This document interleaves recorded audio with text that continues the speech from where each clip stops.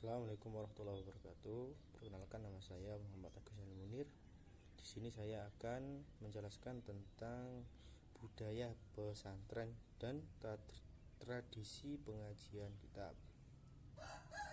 Baik, pesantren sendiri merupakan suatu lembaga yang khusus untuk mempelajari tentang ilmu agama Islam. Adapun pesantren sendiri ditandai oleh 5 aspek, yaitu pondok atau asrama, yang kedua masjid, yang ketiga pastrinya santri atau orang yang sedang mencari ilmu, yang keempat kiai, dan yang kelima kitab yang diajarkan.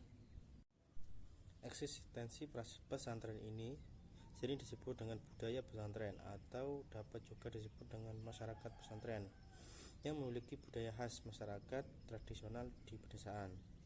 Kelima unsur tersebut mengukuhkan pesantren sebagai lembaga pendidikan keagamaan, lembaga sosial kemasyarakatan, dan lembaga kebudayaan.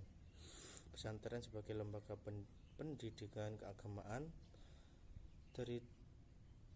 terletak pada cara mengajar, mengembangkan, dan menyebarkan agama Islam, serta tertandai dengan nilai-nilai persaudaraan, tolong-menolong, persatuan, menuntut ilmu, ikhlas, jihad, dan taat kepada Tuhan, Rasul, ulama sebagai pewaris Nabi, dan kepada orang yang diakui sebagai pemimpin. Raharjo 1988. Pesantren sebagai lembaga sosial kemasyarakatan ditandai dengan tertanamnya cara hidup yang bersifat kolektif, yang merupakan salah satu perwujudan dari semangat dan tradisi lembaga gotong royong yang umum terdapat di masyarakat pedesaan. Raharjo 1988. Figur kiai di pesantren menandai kekokohan sikap kerakyatan, kesalihan, dan kepakaran di bidang agama yang menjadi anutan dan teladan bagi masyarakat sekitarnya. Pesantren tidak hanya mengajarkan ajaran-ajaran Islam kepada para santrinya, akan tetapi juga membantu dalam melayani para santri dan masyarakat dalam kebutuhan pendidikan dan kehidupan duniawinya. Misalnya dengan membebaskan semua biaya hidup santri selama mengikuti pendidikan di pesantren dan membantu masyarakat terutama sekitarnya dan kegiatan-kegiatan kemasyarakatan. Pesantren sebagai lembaga kebudayaan ditandai antara lain dengan hubungan yang erat antara santri dengan masyarakat, misalnya pada waktu menanam dan mengetam padi, pada waktu upacara kematian, dan pada waktu bulan puasa. Juga pesantren dan pondoknya dapat mempersatukan anak didik yang datang dari segala lapisan masyarakat. Tradisi pesantren tersebut antara lain tercermin melalui metode pendidikan tradisional yang meliputi berbagai aspek kehidupan pesantren. Di antaranya adalah metode pengajaran yang bertingkat-tingkat atau pengajaran yang bersistem lingkaran.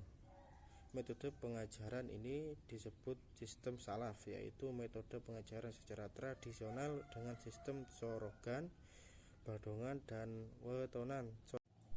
Budaya khas pesantren. Sebuah pesantren dipimpin oleh seorang kiai yang dibentuk oleh sejumlah senior santri.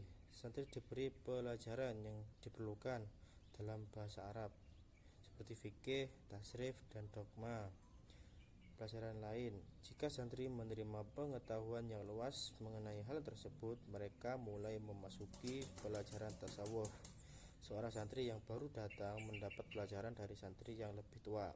Pembagian waktu seluruhnya ditentukan oleh 5 waktu sembahyang yang harus ditaati oleh semua santri. Ketentuan masa belajar di pesantren cukup longgar, artinya setiap santri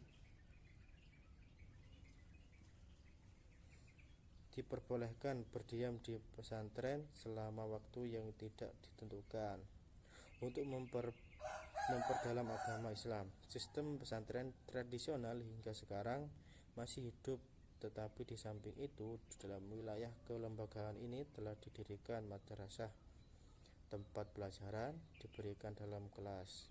Perbedaan lain yang penting adalah kenyataan bahwa di samping pelajaran agama Islam, diberikan pula pelajaran yang sama seperti di sekolah umum. Pendidikan tradisional di pesantren tersebut dapat terwujud karena ada unsur-unsur yang mendukung dan membentuknya. Unsur-unsur itu adalah asrama atau pondok, masjid, santri, kiai, dan kitab. Kelima unsur tersebut merupakan satu kesatuan utuh yang menandai kekhasan tradisi pesantren. Baik, sekian dari saya. Bila ada kekurangan atau kesalahan, mohon maaf yang sebesar-besarnya. Baik, saya akhiri. Wassalamualaikum warahmatullahi wabarakatuh.